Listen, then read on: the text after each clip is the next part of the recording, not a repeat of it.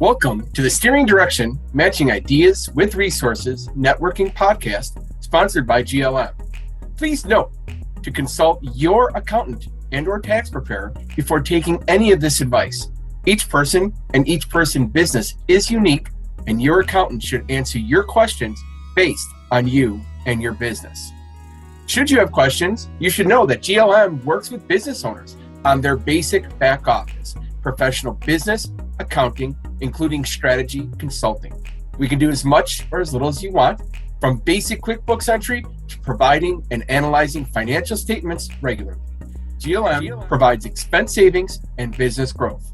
I am Tom Ghosh, business strategist with GLM. Welcome. In recent years, the gig economy has changed how people do business and provide services. Taxpayers must report their gig economy earnings on a tax return. Whether they earn that money through a part-time, temporary, or a side gig, the IRS Gig Economy Tax Center provides information and resources to help you understand and meet your federal tax obligations. Some of the key things for individuals involved in the gig economy to remember as you get ready to file in 2023 for 2022. The gig economy income is taxable. Taxpayers must report all income on their tax return unless excluded by law, whether they receive the information as such in a 1099 or not. Individuals involved in the gig economy may also be required to make quarterly tax payments to pay for yourself, your income tax and self-employment tax. And that includes Social Security and Medicare taxes. The last payment for 2022 was due on January 17th, 2023. Workers reporting income according to their worker classification is very important.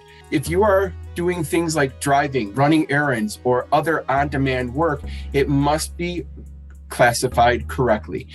Classification helps the taxpayer determine how to properly report their income.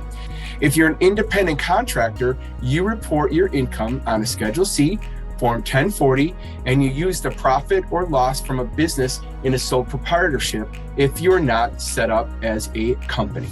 The business that you're working for usually takes out all of your taxes for you, so you don't have to worry about that. Now, what's interesting is that the expenses related to a gig economy might be tax deductible. Individuals involved in the gig economy might be able to deduct expenses, and that could lower your tax amount owed by deducting those certain expenses. It's important for you guys to keep records of your business expenses. One good way to do that is to get a credit card that is specifically designed to be used for your business expenses so that you can have a good, accurate detail of your year on that credit card. No groceries, no things for your personal, no dinners with your spouses or anything like that. What you use your company card for is anything related to the business. If you're having entertainment for business, if you're getting office supplies for your business, use that card. Now, you don't have to be a corporation. It could just be two separate cards, one that you use personally, one that you use for your business, both under your name. So in order to pay the right amount of taxes throughout the year, usually the employer withholds income taxes from your pay to cover the taxes their employees hold. If you are, have your own business in a gig economy, you can do one of two things. You can make quarterly tax payments, as I mentioned, throughout the year. Or if you do have another job where you are considered an employee and they are taking out your taxes and things like that, you can submit a new Form W-4, Employees Withholding Certificate, to that employer, and you can have more taxes withheld from your paycheck to cover the tax owed from your gig economy activity. So hopefully this helps you a little bit. All of this information needs to go through your accountant. What? You don't have an accountant?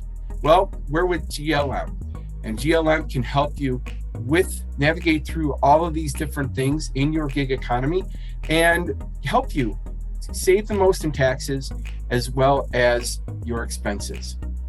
All of this information is right below, including a couple of links to the IRS website. Don't be afraid. IRS website is actually very, very helpful if you can find the things in a timely manner. So I hope you enjoyed, or at least put up with, getting your tax payments set up through a gig economy. Thank you for listening to the Steering Direction, Matching Ideas with Resources podcast, sponsored by GLM. Again, please consult your accountant or tax preparer before taking any of this advice. Each person and each person's business is unique, and your accountant should answer your questions based on you and your business. I am Tom Ghosh, business strategist with GLM. Steering Direction, Matching Ideas with Resources.